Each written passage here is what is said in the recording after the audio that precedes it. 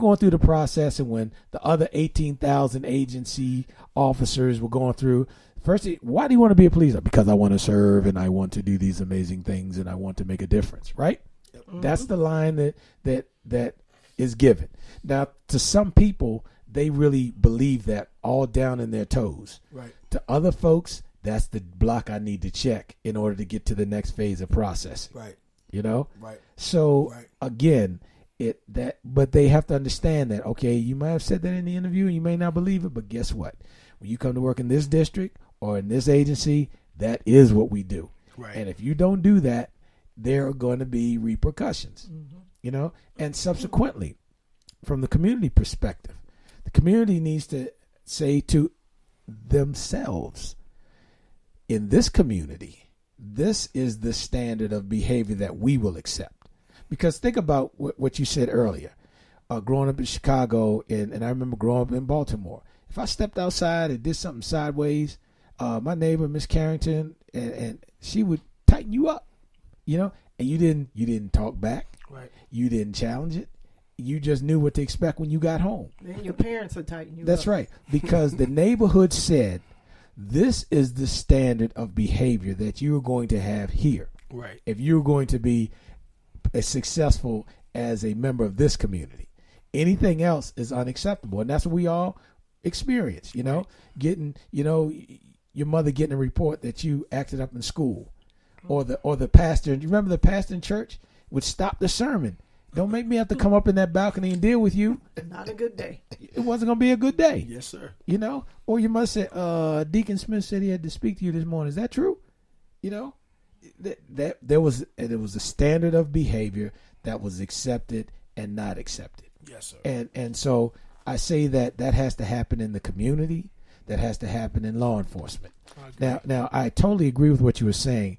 There are thousands of officers every day that are doing one hell of a good job protecting and serving. They are doing some phenomenal work. They're out there every day in the rain, in the snow. They're missing birthdays. They're missing holidays. They're missing their daughter's first ballet and all these things. You know, but that's what they signed up for. Right. But they're doing a great job at it. Just like conversely, there are thousands of citizens that are in these communities every day that are trying to make it better. They're organizing. They're getting people involved. They're having tutoring and mentoring and all these other types of things. So it's out there. So what has to happen is those few and far between folks that are out there that are agitating and trying to make it bad for everyone, that are just stopping people for no reason, or they're doing bad searches, or those community members that are running around vandalizing things and telling the kids, don't believe what you heard down there at the church. You're going to sell these drugs anyway. Those are the folks that we need to focus on. Right. Those are the people that are going to make it tough, because that's the incident you're going to see on YouTube.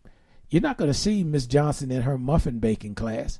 You're going to see little Mike that was standing on top of that car breaking the window. You're not going to see Officer Jones and Officer Smith in St. Louis and in Orlando that are doing some amazing things. You're going to see this guy that was watching this lady get cursed out by this guy, who, by the way, was too stupid to realize that Puerto Rico is an American territory. Right. Since we're keeping it straight, no chaser. Right. Who does that? Mm-hmm. You know, you're telling the lady, you acting like she's from some foreign country and she's from Puerto Rico. Right. You know, so we have a long way to go. And I think we're going to get there. It's just going to take time. Yes, sir. I agree with you, Pastor C, and I agree with you, Susan. It is a shame that we're having these conversations with our young men about what to do when you get stopped. You hate to have to do that. I know that the NAACP and Noble and other people put on classes to tell young men what to do and what not to do. And these are not young men that are troublemakers. These are young men that are coming from choir rehearsal and basketball and so forth and so on. You know, and conversely, we need to make sure that those young men that are creating that image, they're dealt with too. Yes, sir. So that your son and my daughter's boyfriend and your nieces and nephews, they don't have to worry about that, because people understand we're going to deal with you in our community if you're bringing a bad image to our community. You know, we're going to take care of that. You know, and we expect you to do the same when you're in. And when we come together to work together, we're going to do some amazing things. I agree, sir. Yep.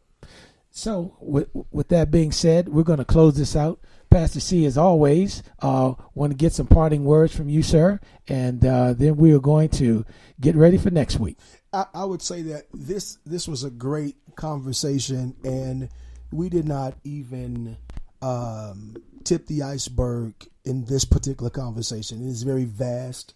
There's a lot of things that I believe we could have bled over into just talking about policing. But I do want to stress the fact that police officers, I respect them. I salute them. Great men and women that give their lives.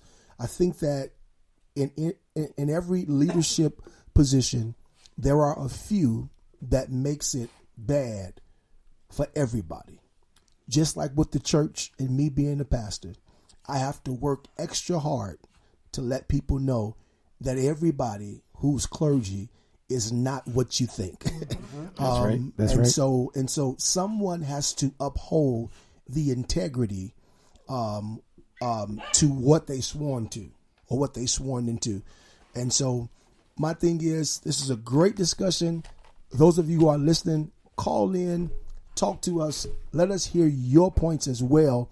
And we're not saying that we have the absolute truth, but we are going to share our perspective as it relates to these topics. So police officers, we salute you. Community, get involved. Well said, Pastor C. Couldn't have said it better. And again, we just thank everyone for being a part of this discussion, because this is truly an issue that will be around for a long time. Policing in America, whether or not people feel protected and respected. So as we get ready to sign off, I would just invite everyone to join us next week when Pastor C is going to lead our discussion on how do we get the millennials to get back into the church. And I'm sure that's going to be one interesting conversation. So we just want to put that out now so folks can get their perspectives ready to call in and share information with us. And I'll just say in parting, we appreciate all the love. We appreciate the conversation. And as always, we're going to keep it straight. No chaser.